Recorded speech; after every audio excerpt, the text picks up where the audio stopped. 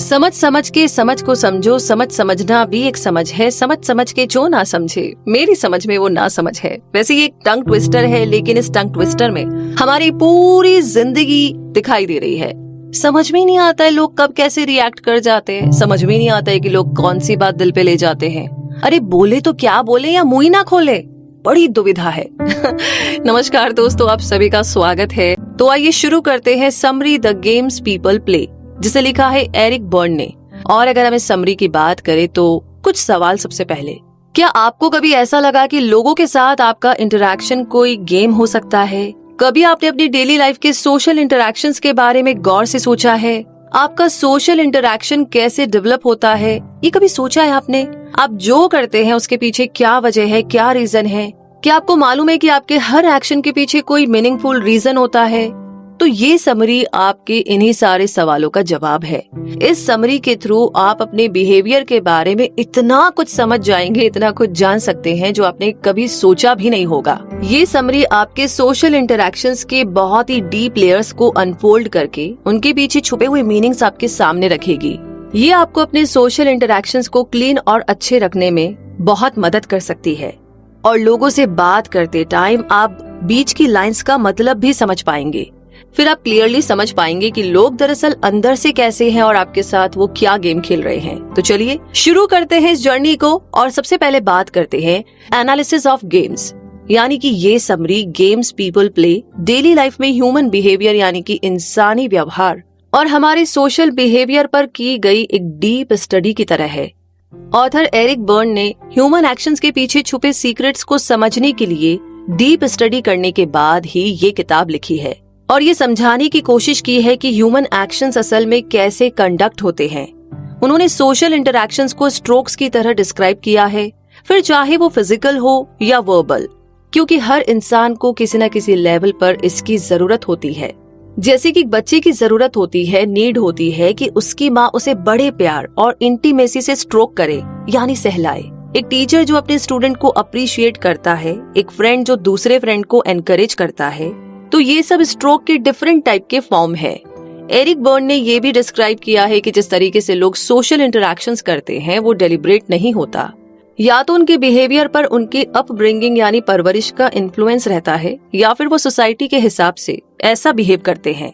तो कुल मिलाकर के कुछ ऐसी भी सिचुएशंस होती है जो लोग अक्सर अवॉइड करना चाहते हैं, जैसे कि कुछ ऐसे साइकोलॉजिकल इश्यूज जो कि रिजॉल्व नहीं हो पाए हैं। लोग अक्सर डेली लाइफ में कंसिस्टेंसी मेंटेन करना चाहते हैं। ठीक उसी तरह हर इंसान को इन स्ट्रोक्स की अपने हिसाब से जरूरत पड़ती है। जैसे एग्जांपल के लिए 2 स्ट्रोक्स का मतलब है हेलो और बदले में भी एक हेलो।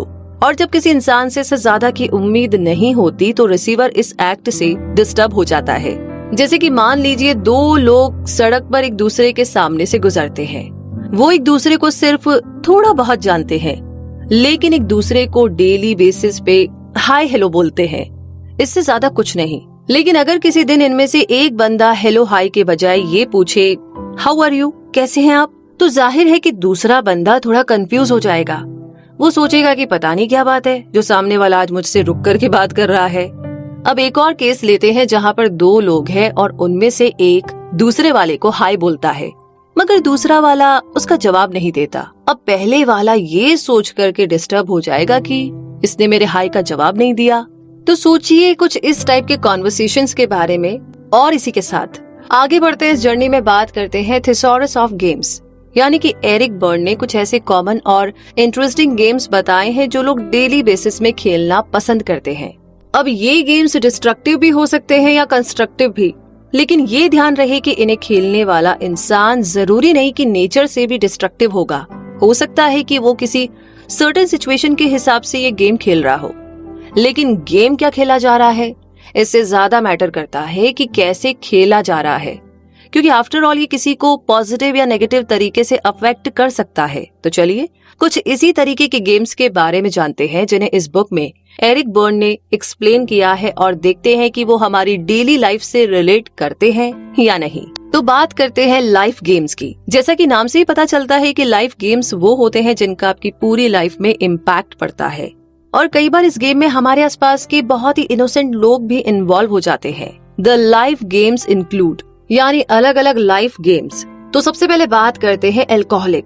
एल्कोहलिक यानी शराबी लोगों से निपटना बड़ा मुश्किल होता है। ज्यादातर ये नशे की हालत में रहते हैं और उस वक्त उनका माइंड सही ढंग से काम नहीं करता। देखा जाए तो एक एल्कोहलिक की लाइफ में कई लोग अपना रोल प्ले करते हैं और उनके रिलेटिव्स उनमें से एक है। जैसे कि मान लीजिए कोई आदमी सीरियस एल्कोहलिक है, उसकी वाइफ बेचारी उससे बड़ी परेशान रहती है। वो चाहती है कि उसके हस्बैंड की नशे की लत छूट जाए। एक दिन उनके पड़ोसी उनके घर पर खाना खाने आते हैं। खाने के बाद उस आदमी ने पड़ोसियों को शराब ऑफर की। अब अगर पड़ोसी एक पैग लेता है तो उस आदमी को भी 3-4 पैग तो पीने का मौका मिल ही जाता है। यहाँ पर बाहर से देखने पर लगता है कि मेहमानों की अच्छी खातिरदारी हो रही है, लेकिन इसका एक साइकोलॉजिकल साइड है। असल में मेहमानों के बहाने उस आदमी को भी ड्रिंक करने का मौका मिल गया और वो ये भी जानता है कि मेहमानों के सामने उसकी वाइफ उसे कुछ बोल भी नहीं पाएगी। तो एल्कोहलिक्स के साथ एक और सिचुएशन होती है कि वो चाहते हैं कि कोई उन्हें ड्रिंक करने से रोके और उनकी इस आदत से छुटकारा दिलाए। एक बार ऐसे ही एक एडिक्टेड लड़की ने अपने फ्रेंड से पूछा कि वो उसके बारे में क्या सोचते हैं, और जब उन्होंने उसे पॉजिटिव कमेंट्स दिए तो उसने बोला, मेरे बारे में नेगेटिव चीजें बताओ। जब उसके दोस्तों ने ऐसा करने से मना कर दिया तो वो घर आकर अपने पेरेंट्स से बोली, आप मुझे ड्रिंक करने से रोको और अगर मैं ना मानूं तो मुझे बेशक आप घर से निकाल देना या किसी रिहैब में डाल देना।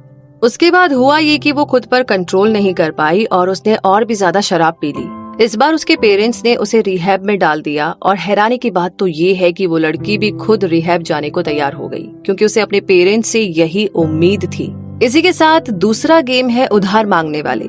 जिन्हें उधारी की आदत पड़ जाती है वो लोग अक्सर यही बोलते हैं कि अगर मेरे सर पर इतना उधार नहीं होता, मतलब इन लोगों को यही लगता है कि अगर उन्होंने उधार नहीं लिया होता तो वो काफी कुछ अचीव कर सकते थे। जबकि सच तो ये है कि रियल में ये लोग अपनी लाइफ से काफी हद तक कंटेंट रहते हैं। एक और ऐसा ही गेम जो कपल्स खेलते हैं, ट्राई एंड कलेक्ट। ये लोग इतनी चालाकी से इसे खेलते हैं कि हर हाल में उनके लिए विन विन सिचुएशन होती है। अब जैसे कि कपल है जो उधार लेकर के ऐशो आराम की लाइफ जी रहे हैं, ये लोग इतनी चालाकी से इसे खेलते हैं कि हर हाल में उनके लिए विन विन सिचुएशन होती है। अब जैसे कि कपल है जो उधार लेकर के ऐशो आराम की लाइफ जी रहे हैं, लेकिन वो कभी भी उधार नहीं चुकाते। अगर क्रेडिटर उनसे पैसे मांग मांग कर थक गया है और गिव अप कर लेता है तो कपल का इसमें बेनिफिट है, और अगर क्रेडिटर उन्हें उनके घर जाकर अपने पैसे डिमांड करता है तो ये लोग उसे गुस्से में भला बुरा बोलेंगे और क्या पता धक्के देकर घर से भी निकाल दे। उन्हें ये बोलने का बहाना मिल जाएगा कि क्रेडिटर तो बहुत लालची है, उनसे जबरन पैसे वसूल कर रहा है और इस हालत में वो उसे एक पैसा भी वापस नहीं करेंगे।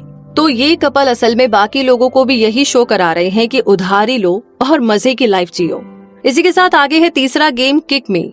ज्यादातर जॉबलेस या एंटी सोशल लोग ये गेम बहुत खेलते हैं। ऐसा लगता है कि उनके सर पर कोई साइन बोर्ड लगा है जिस पर लिखा है कि प्लीज डोंट किक मी, और लोग बिल्कुल यही करते हैं। यानी ऐसे लोगों को हर जगह से किक मिलती है और फिर ये लोग रोते फिरते हैं, मेरे साथ ही ऐसा क्यों होता है, हमेशा क्यों होता है। एक आदमी बार टेबल पर बैठा अपनी ड्रिंक्स एंजॉय कर रहा था। वो अकेला अपने में मस्त बैठा था, लेकिन उसकी ड्रेस और एटीट्यूड कुछ ऐसा था कि हर किसी का अटेंशन ग्रैब कर रहा था। फिर 2-4 शरारती टाइप के लोग आए और उसे चिढ़ाने लगे। अब ये आदमी क्या सोचेगा, यही ना, मेरे साथ ही ऐसा क्यों हो रहा है। तो इसी के साथ अब आगे बढ़ते हैं, बात करते हैं नंबर 4 की, जो गेम है now I have got to you. यानी दरअसल ऐसे लोग कई मौकों पर अपना गुस्सा अपने दिल में दबाकर बैठे होते हैं। उन सिचुएशंस में ये लोग खुद को बिल्कुल हेल्पलेस मान लेते हैं और फिर जब कोई इन पर दया करता है तो इन्हें बड़ा अच्छा लगता है। जैसे कि मान लीजिए कोई आदमी है जो दिन भर की थकान के बाद आराम की नींद ले रहा है, तभी डिलीवरी बॉय उसके घर आता है जिसने उसकी नींद डिस्टर्ब की। तो अब तो वो आदमी गुस्से से बड़बड़ाएगा और अपना सारा गुस्सा उस डिलीवरी बॉय पर उतारेगा, जबकि डिलीवरी बॉय की यहाँ पर कोई गलती नहीं है, वो तो सिर्फ अपनी ड्यूटी कर रहा है। लेकिन वो आदमी अपनी दिन भर की फ्रस्ट्रेशन एक इनोसेंट डिलीवरी बॉय पर निकाल रहा है। तो ऐसे लोग अपना सारा गुस्सा, सारी भड़ास किसी ऐसे इंसान पर निकालते हैं जिसकी कोई गलती ही नहीं होती और ना ही वो अपनी सफाई में कुछ बोल पाते हैं। इसी के साथ अगले गेम की बात करते हैं नंबर 5 पर, see what you made me do. ऐसे लोग भी अपनी गलतियों का ठीकरा दूसरों के सर पर फोड़ते हैं। इस गेम की 3 डिग्रीज होती है। पहला है कि एक माँ किचन में खाना बना रही है, वो नहीं चाहती कि खाना बनाते टाइम कोई भी उसे डिस्टर्ब करे। तभी उसका बच्चा वहाँ पर आकर के कुछ पूछने लगता है तो माँ का ध्यान डाइवर्ट हो जाता है और उससे गलती से काउंटर पर तेल गिर जाता है। अब वो गुस्से में अपने बच्चे से बोलेगी, देखा तुम्हारी वजह से सारा ऑयल गिर गया, जबकि असल में उसकी अपनी गलती से ऑयल गिरा है। तो उसका बच्चा फिर कभी भी उसे किचन में आकर के तंग नहीं करेगा। वो समझ जाएगा कि अपनी मदर को काम के टाइम में डिस्टर्ब नहीं करना है, और यही चीज वो अपने बच्चों को भी सिखाएगा। तो इस तरीके से ये हैबिट अगली जनरेशन तक पास हो जाएगी, क्योंकि ये गेम काफी इजी और एक्सट्रीमली कॉमन है। शायद आपने अपने आसपास देखा भी होगा एंड नो डाउट आपने खेला भी होगा।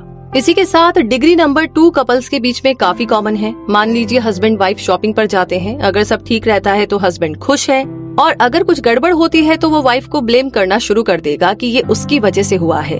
साथ ही डिग्री काफी इंटेंस है और कई बार डेंजरस भी हो सकती है। वाइफ हस्बैंड से छुप करके ऑनलाइन शॉपिंग करती है, लेकिन जब बिल आता है तो हस्बैंड पूछता है बस।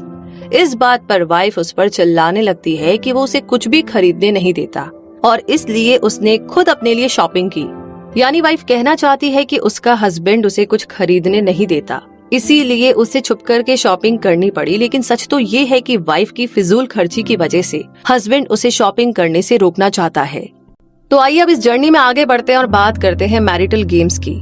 ये गेम्स ओल्ड और यंग कपल्स दोनों खेलते हैं। शादी का असली मतलब ही यही है कि दो लोग अपनी मैरिड लाइफ को हैप्पी रखने के लिए हमेशा कॉम्प्रोमाइज करने को तैयार रहेंगे, और इसके लिए अपने रिश्ते में डेडिकेशन और जेंटलनेस लाने की जरूरत है ताकि ये रिश्ता लंबा टिक सके। लेकिन इसके साथ ही कपल्स गेम्स खेल करके अपने अपने कॉन्फ्लिक्ट्स को भी सॉल्व करते रहते हैं। लेकिन ये गेम्स कई बार तो सेफ होते हैं और कई बार हार्मफुल भी हो सकते हैं। तो जो गेम्स कपल खेलते हैं उनमें से कुछ ये है। पहला है कॉर्नर। इस गेम में कपल हमेशा किसी न किसी वजह से डोमिनेट होता रहता है। इसका एक एग्जाम्पल लेते हैं। एक वाइफ है जो मूवी देखने या वॉक पर जाना चाहती है। हस्बैंड मान जाता है, मगर जाने से पहले वाइफ हस्बैंड को कुछ ऐसे कामों की लिस्ट बताती है जो उन्हें करने हैं, जबकि उसके हस्बैंड ने कई बार बोला है कि वो एक एक करके सारे काम कर देगा, इसलिए थोड़ा इंतजार करे। अब इस बात पर हस्बैंड को गुस्सा आ जाता है और वाइफ उसके साथ जाने से मना कर देती है। हस्बैंड भी गुस्से में उसे अकेला छोड़कर चला जाता है। अब यहाँ पर इस सिचुएशन के दो डिफरेंट एंगल्स हैं। या तो हस्बैंड उसे अपने साथ बाहर लेकर जाना चाहता था, लेकिन वाइफ ने उसे कामों की एक लिस्ट बताकर उसका मूड ऑफ कर दिया, या फिर हस्बैंड ने जानबूझकर के वाइफ को मजबूर किया ताकि वाइफ नाराज हो जाए और फिर वो बाहर जाकर अपने दोस्तों के साथ एंजॉय कर सके। तो रीजन चाहे जो भी हो, इसमें नुकसान वाइफ का ही हुआ है, क्योंकि ये इशू उसी की तरफ से उठा था। अब बात करते हैं दूसरे गेम की, जो है कोर्ट रूम। इस गेम में अक्सर एक थर्ड पर्सन इन्वॉल्व रहता है जो कपल को जज करता है। कई बार ये थर्ड पर्सन रोल पेरेंट या कोई दोस्त या फिर थेरेपिस्ट प्ले करते हैं। जैसे मान लीजिए एक कपल थेरेपिस्ट के पास गया। वाइफ कंप्लेन करती है कि उसका पति उसे ठीक तरीके से ट्रीट नहीं करता। तो यहाँ पर हस्बैंड अपनी सफाई में बोलता है कि उसकी वाइफ उसकी कभी रिस्पेक्ट नहीं करती। अब अगर थेरेपिस्ट हस्बैंड को राइट बोलता है तो हस्बैंड थोड़ा रिलैक्स फील करेगा, और अगर वो बोलता है कि आप गलत हो तो हस्बैंड के रिएक्शन पर डिपेंड करता है कि वो एग्री करता है या नहीं। अगर हस्बैंड बोलता है कि मुझे पता है मेरी गलती है, तो इसका मतलब वो एक ऑनेस्ट हस्बैंड है। लेकिन जब वो इंटेंस रिएक्शन देता है तो इसका मतलब उसके माइंड में कोई गेम चल रहा है। तो ऐसे कपल जो आपस में अपने इश्यूज को रिजॉल्व नहीं कर पाते हैं, उन्हें कोई थर्ड पर्सन चाहिए होता है जो उनकी बात सुने और उनकी प्रॉब्लम सॉल्व कर सके। दोनों पार्टनर किसी ऐसे इंसान से अपनी प्रॉब्लम को शेयर करना चाहते हैं जो न सिर्फ उनके प्रति सिंपैथेटिक हो, बल्कि दूसरे पार्टनर को गलत साबित भी करे। इसी के साथ आगे तीसरे गेम की बात करें तो ये है फ्रिजिड विमेन।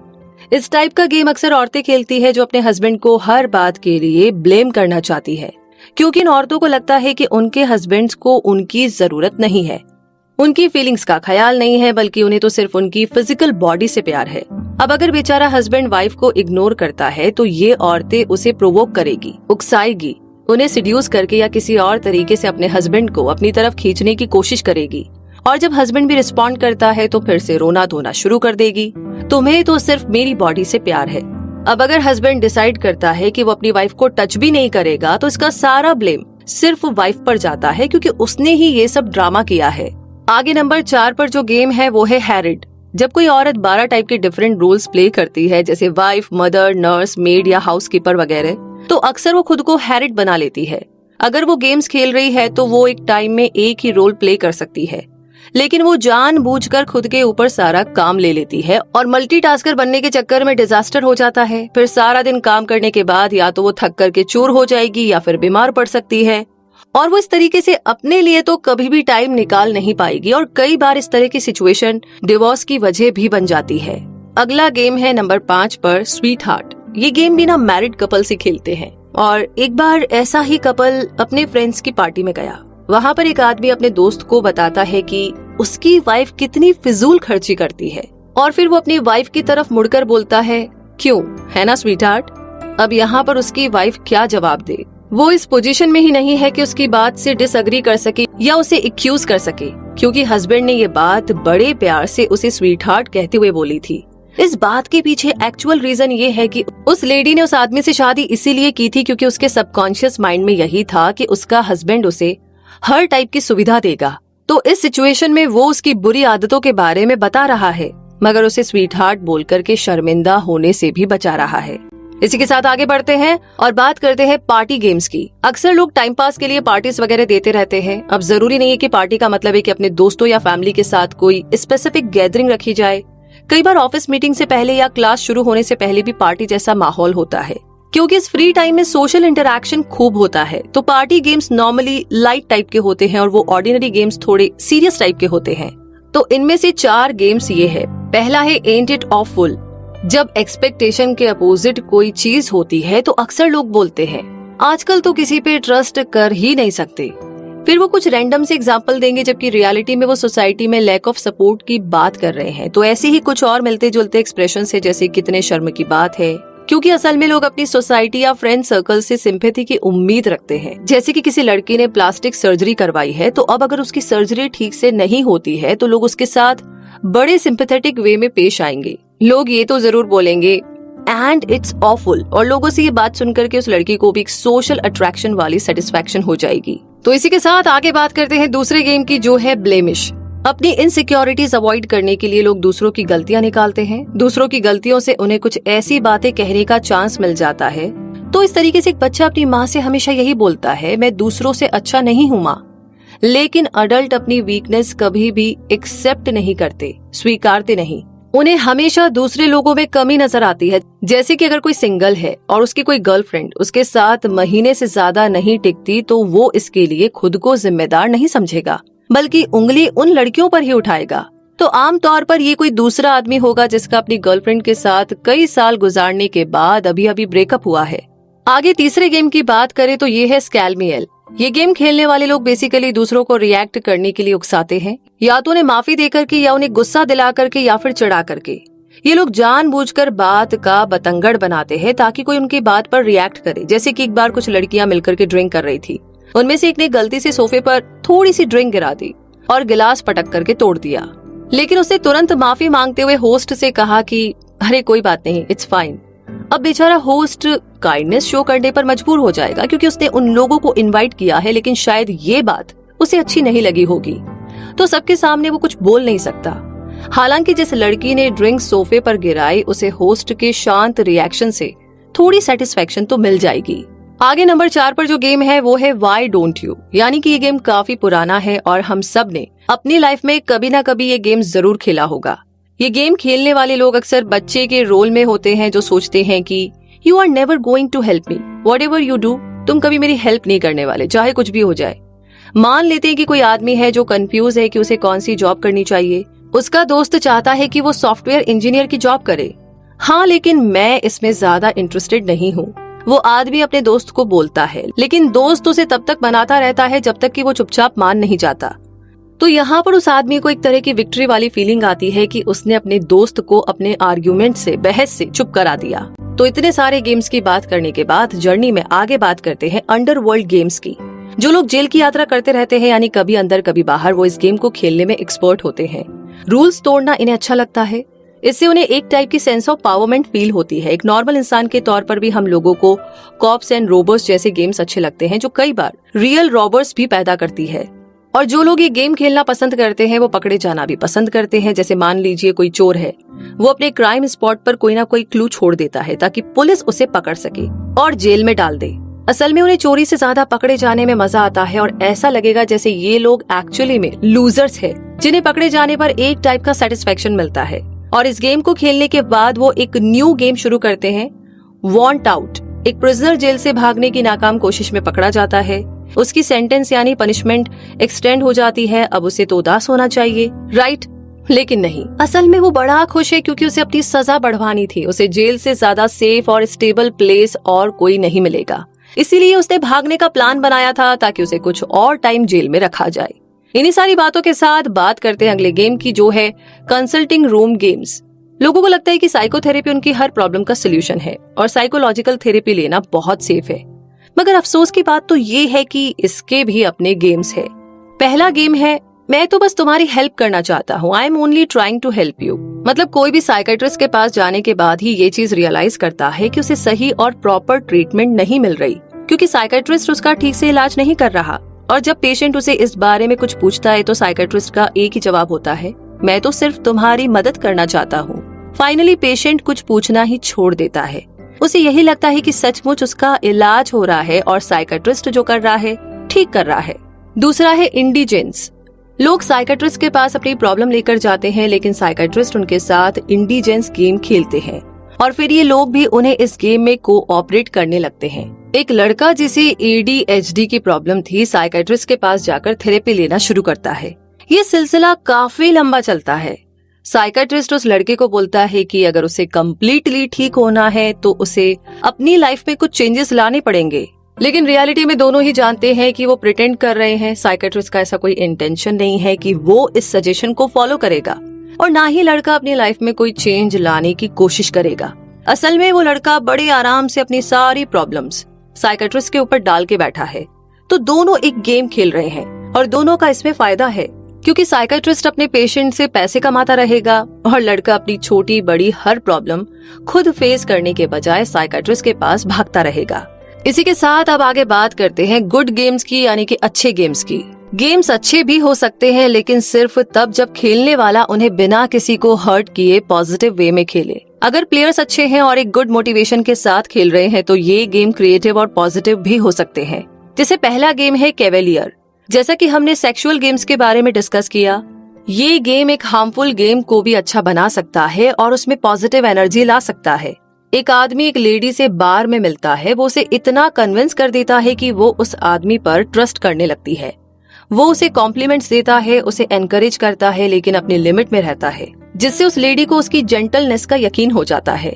तो ये एक सही तरीका है, क्योंकि इस तरह उसे उस लेडी को लाइफ टाइम के लिए अपना बनाने का चांस मिल सकता है, अगर वो यूं ही पॉजिटिवली खेलता रहे। दूसरा गेम है हैप्पी टू हेल्प।